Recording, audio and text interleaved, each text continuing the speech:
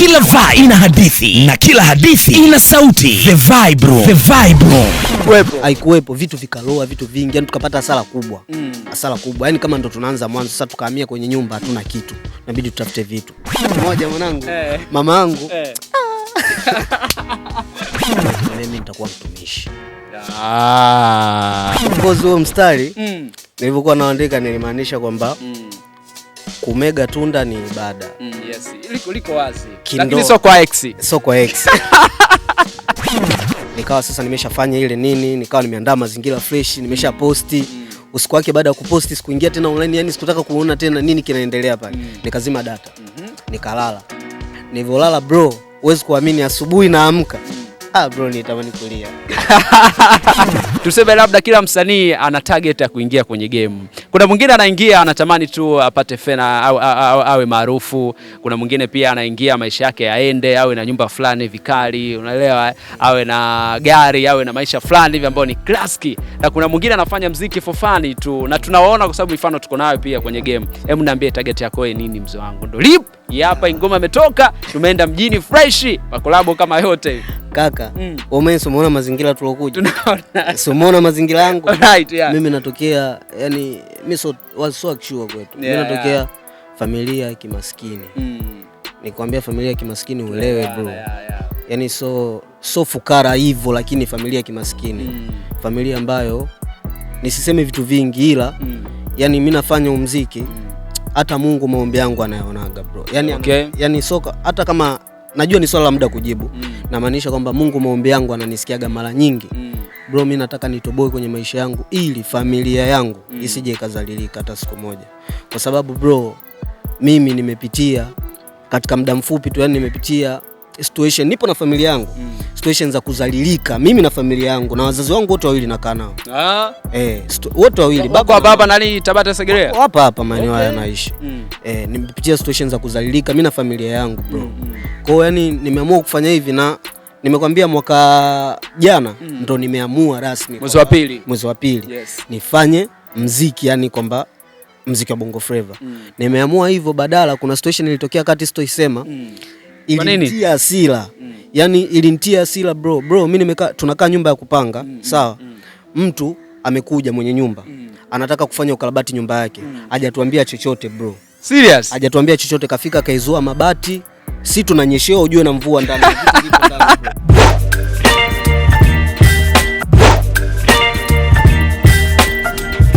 Vitu vikaloa vitu vingi, yani tukapata hasara kubwa. Hasara kubwa. Yani kama ndo tunaanza mwanzo, sasa tukahamia kwenye nyumba hatuna kitu. Inabidi tutafute vitu. Unajua bro, hiyo exclusive ya mzee wangu. Inabidi tutafute vitu. Hapo nakwambia ni kitu ambacho kimetokea, sio mwaka umepita. Yani ni miezi. Ni miezi, ni mwaka jana mwishoni. Yani ni miezi tu 12. Mwezi wa 11 wa 10 hivi. Kwa hiyo sasa nikakutana kipengele hicho, yani hicho kitu afu sasa kipindi hicho bro, mimi sio mkubwa. Ila na kaka zangu. Okay. Hilo ndo swali ambalo lilikuwa linafuata kwamba nyuma yako wewe kuna nani? Sijui umeelewa vizuri, lakini pia unategemea ama unategemewa. Tuendelee hapo. Kaka zangu pia bado yani wanajitafuta. Hawajajipata kimaisha, wengine mmoja bado nakaa naye nyumbani. Wote wawili niseme nakaa nao nyumbani. Kaka zangu bado hawajajipata kimaisha, bado tunajitafuta. Kwa hata shughuli wanazofanya ni vibarua, sio kwamba wanaajira moja kwa moja kwamba wameajiriwa na lipo, no. Ni vibarua tu vya kupata hela kula, kusogeza siku. Kwa hiyo sasa muda mwingi mzigo wote mzee wetu of course anafanya kazi, lakini kazi za kawaida. Yes. Kazi za kawaida. Mamangu ni mjasiriamali, pia anajihusisha na muziki wa gospel. Kakaangu anajihusisha na masuala ya DJ, lakini DJ mdogo kabisa. Anapiga kwenye baa ndogo sana. Kakaangu mwingine mkubwa ni jobless. Kwa hiyo sasa yani familia imekuwa hivyo. Kwa hiyo sasa yani kama nataka nifanye huu muziki bro, ili familia yangu. Yani mimi nilikuwa sitaki tu kuangalia mimi ndo mtoto wa mwisho. Kwetu mimi ndo mtoto wa mwisho. Lakini mimi nilikuwa sitaki kuangalia eti mimi ndo last born. Mimi ndo nataka sasa yani kupitia mimi familia yangu, yani wazazi wangu. Yani mimi natamani siku moja mwanangu, mama yangu yani ajivunia sema kweli mwanangu yani anakaa kwake. Unajua? So mimi kwanza bro, mimi hata nikipanga fresh. Ila mama akae kwanza kwake. Mama na baba wakae kwake. hata kama wasipokuwa na uzuri wake si bado wako pamoja. Wapo pamoja. Mungu hilo ni nzuri na nashukuru sana Mungu. Wapo pamoja na ni mfano mzuri pia kwangu. Ndio maana hata pia ninachokiimba yani najifunza nyumbani kwa mzee wangu na bi mkubwa, naona maisha naoishi, ndio maana naona mfano mzuri. Kwa hiyo sasa yani nafanya muziki ili nikomboe familia yangu, nitoke kwenye umaskini. Raxy kutoka Tabata Segerea anafanya muziki, lengo kubwa ni kwamba kukomboa familia yake na maisha mengine pia yaende. Hii inaitwa HOTBIZ, Hotbiz TV, as you know my name, call me Elodie Icon. Behind the camera wanamuita Ayara Abduratifu. Make sure kwamba una subscribe, una like, una share, una comment. Till tuko hapa na mwenetu tunapiga naye story kama kawaida. Sasa mwanangu, hapo umezungumzia swala nzima la familia yako ambayo inakuzunguka, kama kuna brother pia, kuna wazazi wote wawili. Wote wamebless ama wana bless kile kitu ambacho unachokifanya? Kwanza ukiingia kwenye account yangu ya TikTok, posti zangu zote, mtu wa kwanza kucomment, utaona pale kuna username inaenda kama Barrett. Yule ni baba yangu mimi. Yani ndo mtu wa kwanza kucomment kwenye kila posti yangu, lazima comment kaka. Mama yangu ameniruhusu nifanye hichi kitu. Yes, kwa baraka zote. Japo yeye mategemeo yake ni tofauti. Yani yeye mamangu mimi, kwa sababu nimekwambia anaimba gospel. Kwa mamangu alitegemea mimi nitakuwa mtumishi.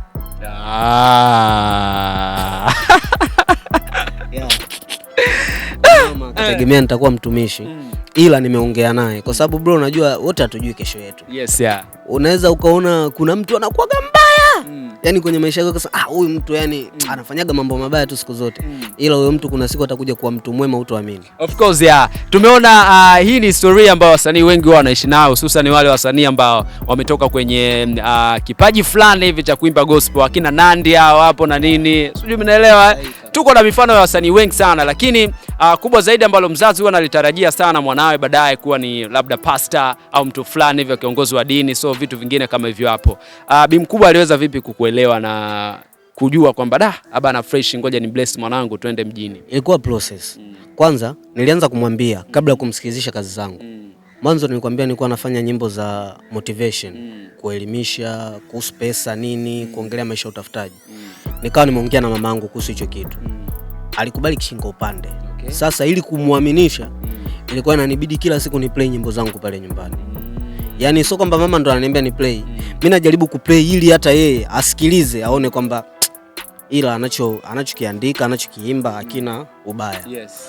Kweli ikaenda, ingawa ilikuwa process yani. Siku ananiambia toa bwana, sitaki kusikia. Kama nakuona hivi sasa zinakuaga zile pale weekend, Jumamosi, Jumapili, mshua katulia, nataka asikilize mambo yake ya imani, alafu na play ngoma zako, imagine. Alafu mara nyingi nilikuwa natafuta target wapo wote pamoja, ili nijaribu kusoma reaction zao wote kwamba yeye baba anapokeaje, mama anapokeaje. Baba yangu alikuwa ana noma. Anasikiliza, tunajuana tena. Anasikiliza fresh kama kawa. Baridi. Anakuambia kabisa, hii nimeipenda sana, hii nitumie kwenye simu yangu. Kweli, ila mama ilimchukua muda, ingawa sasa hivi hata hapa leo nimemwambia mama naenda kufanya interview. Ameniambia nenda, amenipa baraka zote. Kwa yani sasa hivi ameshaanza kuelewa. Unajua of course hamna mtu ambaye ataki mafanikio bro. Ingawa mzazi, tena sio mzazi wa kike, lazima awe na wasiwasi sana. Hii njia ambayo nimeichagua ni njia ngumu. Kwa yani lazima kuna muda awaze, akiangalia na maskendo manini, yani vitu vinavyoendelea, anaona mwanangu Mungu amlinde. Yani ndio hicho anachobakia sasa hivi tu kusema Mungu akulinde. Yani sasa hivi ndio hicho anachoniambia, Mungu akulinde. Bana noma, bado tunapiga story na Raxy kutoka hapa Tabata Segerea. Hii ni Hotbiz TV, mimi naitwa Elodie Icon. Sasa Raxy, bado mimi kuna kitu ambacho nachohitaji kufahamu kutoka kwako pia. Ndio, karibu. Nadhani unawafahamu wasanii wengi sana ambao wanafanya vizuri kwenye hip hop, kwenye bongo flavor, na sasa pia tuna muziki mwingine singeli. Hebu jitofautishe na wasanii wengine. Hata kama ni upcoming, ila jitofautishe. Bana, huyu ni Raxy na huyu pia ni msanii mwingine. Utofauti wangu mimi na wasanii wengine. Kwanza hata ukirejelea kwenye ile posti, kuna watu pia wengi wamejaribu kuweka huo tofauti wazi. Bro, Miss Bani poa. Miss Bani poa. Naitolea tumboni. Tutolee tena kwa mara nyingine. Usinipe adhabu, shambani kwa kontalima mama, ninalo jembe ntalima. Hiyo sauti haijachujwa hapo. Hiyo haijachujwa bro. Maisha tunzetu. Sasa lingine kwamba mimi ni msanii ambaye nina hofu ya Mungu.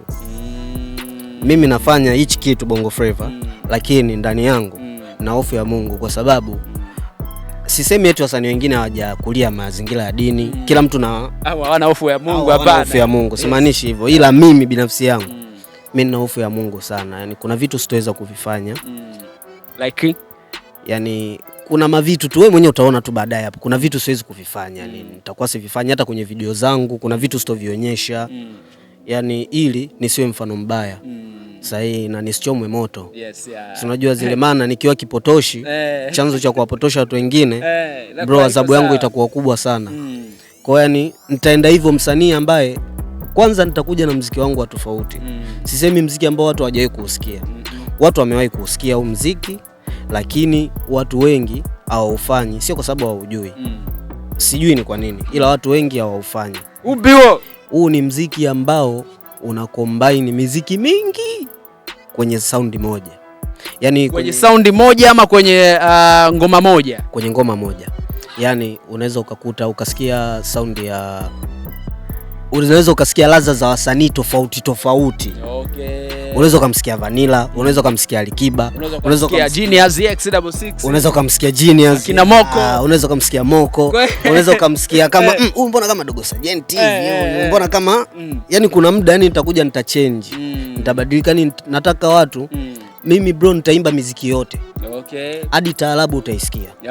Sahihi kaka. Hadi ulishawahi kuandika hiyo taarabu? Taarabu nimewahi kuandika. Serious bro. Hebu nitajie msanii mmoja wa taarabu ambaye ulikuwa unamkubali sana. Msanii ambaye hadi sasa hivi namkubali. Yes, yeah. Hadija Kopa. Na Mzee Yusufu, ingawa kwa sasa hivi speed yao kidogo, ila yani ni wasanii ambao unatamani waendelee kutoa. Una ngoma yao moja ambayo unaijua? Kwa ngoma ambazo nimekalili hapana, siwezi kukalili, ila ni msikilizaji. Unajua ukiwa msanii unasikiliza muziki mingi. Kwao nimesikiliza muziki yao, ingawa siwezi kusema eti nimekalili, no. Nimesikiliza muziki yao mingi na wanafanya vizuri na nawakubali kweli, na ninatamani wangetoa kazi na wasanii hawa ambao wa kizazi kipya wa sasa hivi. Yani kuna bonge la combination itakuja. Sasa umeniambia kama umeshawahi kuchora muziki wa taarabu, tupigie hata verse moja one time tu, so mbaya. Sasa hiyo sio kama nitakuwa nimetoa siri za kambi. Bana. Sasa tunataka tujithibitishie tu, kwa sababu tunajua flow za muziki wa taarabu na muziki mingine ni vitu viwili na tofauti mzee. Sawa. Kwa kidogo tu radha, so mbaya. Ona EST mwenza kwa na Prado TX, ala ukimchuna ndugu yangu kesi polisi, kwako buku mbili ndugu yangu bajeti ya wiki, ala kuna wenzako siku moja katumia laki tena ba. Anaitwa Raxi kutoka hapa Tabata Segerea. Unatazama HOTBIZ Hot Beats TV. Mimi naitwa Elodie Icon, behind the camera Ayara Abduratifu. Subscribe, like, share pia comment. Mwenetu tumetoka Mabibo, tuko hapa Segerea na tumemfuata Raxi. Kwa hiyo bado ma story tuko nayo mengi kinoma ambayo tuna imani pia tunataka tupige nayo tufahamu kuhusiana na hiki kitu ambacho anachokifanya ndugu yetu. Oya. Iwe imeisha mzee, sawa? Moment ipi ambayo ukiwa nayo mzee wangu hauwezi kufanya session studio? Yani nikiwa na distractions. Kwa mfano, which kind of a distraction ambayo labda inaweza kaapia kwamba bana hii mimi hapana siwezi kufanya session? Unajua kaka, mimi nakaa kwetu kama nilivyokuambia. Yes, yeah. Na ukikaa nyumbani wewe mwenyewe umeshawahi kukaa kwenu. Yes. Unaelewa ni kuna vile distractions, so kwamba eti ni distractions kubwa. Yani kuna situations tu vinatokeaga, labda umekwaruzana na mama kidogo au umekwaruzana na ndugu yako kidogo, yani unabaki una amani moyoni. Kwa hiyo yani hata ukienda studio unashindwa kufanya kitu kizuri. Siwezi kusema mapenzi kwa sababu sina demo. Serious bro. Uko single? Nipo single, I don't date. Wewe una miaka mingapi mzee wangu? Mimi miaka 20. Ni mkaka kabisa, nampa mtu mimba. Of course, yeah. Kwa hiyo nilikupo mkubwa, pia nimewahi kumaliza shule. Miaka 15 mimi nipo form 4 bro. Nipo form 4 kwao, najielewa kabisa. Hamna mtu ambaye hataki kupendwa. Sababu kila hivi vitu vinavimelea mzee wangu, vimelea muhimu sana, vinatusumbua sio poa yani. Yaani vidude vinatusumbua sio poa, kwa hiyo kwanza kuvumilia muda mwingine nahitaji of course. Kwa sasa sijaweka pending, ila kuna baadhi yani ya qualifications zangu tu nazitaka of course, kwa sababu sasa hivi mimi najitafuta bro. Kwa hiyo siwezi kuchagua mwanamke ambaye atakuwa labda mzigo kwangu. Siseme eti napenda wanawake wenye hela. Yaani najaribu pia na mimi hali yangu kuinusuru. Kwa hiyo natamani nipate hata mwanamke ambaye kidogo ambaye tutasapotiana, sio kwamba yani alafu mwanamke ambaye pia ajulikani, sio wadada wa TikTok. So. Ila kwa mfano ukiwa superstar na ile pia lazima awe superstar. Mimi sitaki mwanamke wangu awe superstar. Sitaki. Kwa maana yake qualification ambayo kama atakuwa tayari kuiafford ni hapo. Yaani qualification inabidi. Yaani kwanza yaani inabidi akubaliana na mazingira kwamba bana mimi ni superstar sawa, lakini usimind huo ni mtu wa mitandao. Issue ya kuposti nini aposti, ila asiwe ile mtu wa kufanya vivi challenge sijui vya TikTok sijui nini, yani mtu wa kuonekana. No. Mimi bro natamani mwanamke wangu awe kitu cha thamani. Sawa. Nipe collab moja ambayo sasa hivi natamani sana uwe nayo kwenye ngoma zako. Mbosso. Ndio. Kwa nini? Kwa sababu kakupeleka mjini au? Sio kwa sababu hiyo tu. Mbosso mimi namkubali, ni idol wangu. Kitambo yani ni idol wangu. Ni mtu ambaye namwangalia anachoandika mara nyingi. Najaribu hata namna ya uandishi wake, technique anazotumia. Napo kwa kiasi nimeshaanza kumuelewa technique gani anatumia. Yani najaribu yani sio nijifananishe na yeye kwa sababu siwezi. Yeye ni mkubwa sana. Ila najaribu kufanya kitu kama anachokifanya yeye, kitu bora. Yani najaribu kufanya kitu bora, naiga mfano mzuri. Kwa yani natamani sana hata kama kaka unaangalia hii. Yani naomba unione. Nifikirie yani natamani sana. Moja tu bro. Moja. Hata ile sio mbaya. Hata ile ukinipa remix mdogo wangu, hebu Kavis ya pili hapo malize. Kwa heshima yako kaka. Ulishawahi kumdm labda? Nimewahi kumdm. Okay, na responding yake ilikuwaje? Hajawahi kujibu. Lakini unaona kabisa kwamba message pale imefika kwake au? Message imefika kwake lakini haijajibiwa, ila mimi naamini bro ana mambo mengi labda. Hiyo ilikuwa wapi? IG au TikTok? Instagram, TikTok, kote nimemdm, Insta, TikTok. Ila naamini yeye bro ana mambo mengi, anaweza asione sasa hivi. Akaiona au asione kabisa. Mimi sijui, ila wenyewe nasema kwamba anakoka mtu hapotei, unajua. Unajua mchongo. Ushawahi kufikiria labda kwenda siku moja? Sipajui kwake. Ila ukiulizia unafika. Nikiulizia nafika. Project ipo au process ipo? Utayari ninao. Utayari ninao. Kwamba nikijua tu location ni wapi anakaa bro, mimi namuibukia hata sasa hivi yani. Napanda gari naenda namfuata bro. Kwa sababu bro nishaka sana bench hivi nikasikilizia, si unajua zile. Ila natamani sasa hivi sasa nifanye muziki. Natamani nifanye muziki kwa ukubwa. Natamani mtu hata anisupport. Japo nakosa support, ila ndio maana hata nachelewa kuachia ngoma zangu. Nilitegemea mwezi huu hapa niwe nimeachia ngoma tayari. Ila nimeshindwa kuachia kwa sababu budget na nini. Hata ngoma zingine nimeshindwa kuzitoa studio. Nimeshindwa kuzigomboa, zipo tu hazijamixiwa zingine. Natembea na mademo. Kwa yani support ndio maana nashindwa kumove. Turudi kwenye upande wa producer pia. Kwenye upande wa music umesema kwamba unatamani sana Mbosso ufanye naye collab. So kwenye upande wa producer yupi mkubwa ambaye unatamani zaidi ufanye naye kazi? Mimi natamani sana nifanye kazi na Bro Aba. Kwa nini Aba? Bro Aba ana masaundi fulani ambayo mimi nayataka. Yani kuna masaundi fulani maafro mabenga mimi nayapenda sana, anayapiga bro anajua. Au sio? Na maproducer wengine wote wanajua, ila natamani sana nifanye kazi na Bro Aba. Unaona kabisa anakaa kwenye njia zako. Okay. Bana Aba, kama unatutazama kupitia Hotbiz TV, ndugu yetu huyu hapa huyu, na ukipata nafasi hebu fanya kama unagusa hivi kwenye account yake pale Instagram au TikTok, pia kaangalia Uzalima ama katazame pia Uzalima uone kitu gani ambacho mwenetu amekifanya, au sio? Yanaamini kwamba yani biti zako ambazo unazifanya, maka zako ambazo unazifanya, yana ka fresh kinoma. Yani anakuja na ua sio poa yani. Kwa hiyo Aba, hii ni ya kwako hapa. Mwanangu wewe, tumepiga story nyingi sana na nadhani pia kitu ambacho nime experience Yani tukisema tuanze kupiga story, mimi na wewe naweza tukafika hata kesho mzee. Sahihi kaka. Yes, yeah. Kwa hiyo neno la mwisho kwa mashabiki zako ambao wanakutazama kupitia Hotbiz TV.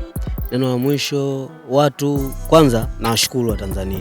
Nipate hii nafasi ya kuwashukuru. Nawashukuru kwa mapokezi makubwa ambayo sikuyategemea. Na mpaka sasa hivi bro, yani ile video kila nikiingia ina likes zinaongezeka, comments yani bado inatembea. Yani nashukuru sana kwa sababu mimi sikulitegemea kama nilivyokuambia. Watu wamenisurprise na washukuru sana kwa upendo wao. Mimi nilikuwa mtu mdogo kabisa ambaye hata yani sijulikani, ila wamenisurprise pia. Narudi tena pale pale. Naomba sana kama kuna mtu yote ambaye ataona kijana huyu anafaa kufanya naye kazi, milango ipo wazi, ani DM kwenye kurasa zangu, au unaweza nikataja pia mawasiliano yangu. Yes, itakuwa vizuri maana nakumbuka before interview uliniambia kama una management. Watu wanakuja wanaleta vipengele na nini, vitu ni vingi zaidi. Vitu ni vingi, watu wananiambia wengine kuuza kwanza account. Insta ina 900 tu sasa hivi, haijafika hata buku. Kuna bro mmoja aliniambia fikisha hata followers 1000 mdogo wangu. Tujue tunafanyaje, ingawa naye nikiendelea kumtumia message naona response azipo kama mwanzo. Kwa yani naomba tu watu kama kuna mtu ambaye ataona huyu kijana anafaa kusaidiwa kufanya naye kazi, basi namkaribisha aje tufanye kazi. Mimi nipo tayari kufanya kazi za ubora. Na siwezi kumwangusha mtu ambaye nitafanya naye kazi. Zetu kwenye namba 06 29 14 47 79. Nitarudia 06 29 14 47 79. Rudia tena 06 29 14 47 79. Oya. Oi. Hiyo namba ni kwa ajili ya kazi, tuelewane. Yaani hiyo namba kwa ajili ya kazi. Hata kama mwenetu kasahau kusema, lakini mimi naomba nimsamehe. Sahihi bro, yes, yeah. Hiyo namba kwa ajili ya kazi. Kwa hiyo make sure kama tunatafutana basi unamtafuta kwa ajili ya kazi, either unahitaji umpe michongo au kama ufanya naye kazi baridi. Kwa hiyo mbanga nyingine hahitaji. Kwa sababu tumegusia pia issue nzima mahusiano, sasa hivi hahitaji kuwa kwenye mahusiano. Kwa hiyo ndugu zangu nadhani tunaelewana. Bana noma sana. Braxy, mimi nikushukuru. Kwanza bro, Hotbiz umetisha. Yes. Umetisha sana bro. Umetisha kinoma mzee baba. Kwa sababu yani umejitolea of course, yani sikuwa hata na kitu cha kukupa. Yes, yeah. Nime appreciate, yani ni kitu kikubwa. Umetoa muda wako, umetoka Mabibo, umenifuata Segelea. Yeah. Nashukuru sana bro. Nakushukuru bro nyuma ya kamera. Umetisha kinoma yani. Wanamuita Abdul-Latifu yara mtu mzima kabisa. Yeah. Sahihi kaka. Haina noma, wape tagi washikaji wawili tu ambao wanasupport harakati. Wawili tu. Tagi la kwanza kabisa linaenda kwa Mr. Mabango. Huyu ni brother ambaye kidogo ananipush japo. Yes. Kama nilivyokuambia kwa uchache. Alafu tagi la pili linaenda kwa mwanangu Prince. Huyu DJ Prince. Huyu sio mwanangu, huyu ni kakaangu kabisa. Anayenifuatia, ila ni mwanangu kwa sababu namkubali. Ananielewa na mimi namuelewa. Kwa hiyo mashavu manene kabisa nimeyapeleka huko. Bana, tulikuwa na Braxy kutoka hapa Tabata Segerea. Hii inaitwa HOTBIZ Hotbiz TV. As no my name, call me Melody Icon, also known as Mike Controller.